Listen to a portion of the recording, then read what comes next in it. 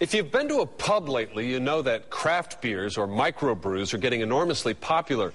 But there is a beer war brewing. Local producers say outdated laws that favor big distributors are getting in their way.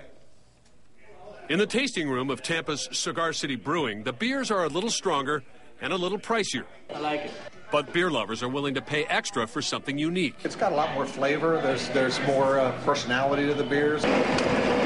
This 2-year-old operation is growing fast, but owner Joey Redner says startup brewers in other states have an edge. North Carolina, Oregon, Washington, Colorado. What do those states have in common? They all have a self-distribution.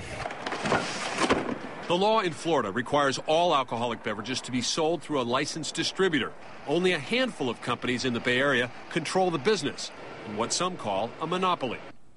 Their fee takes a chunk out of the profits that small brewers and vintners can ill afford.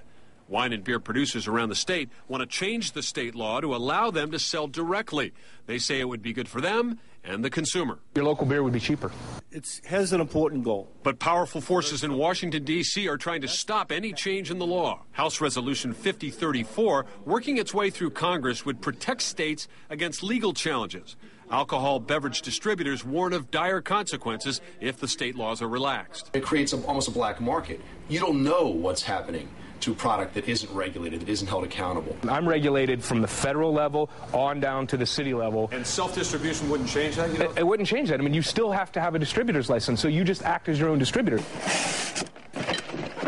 South Tampa wine and beer retailer David Mela gets most of his product from the major distributors, but sees no harm in letting small producers make the deliveries themselves. If, a small producer can do the distribution like it should be done, get the product here, then I'm all for that.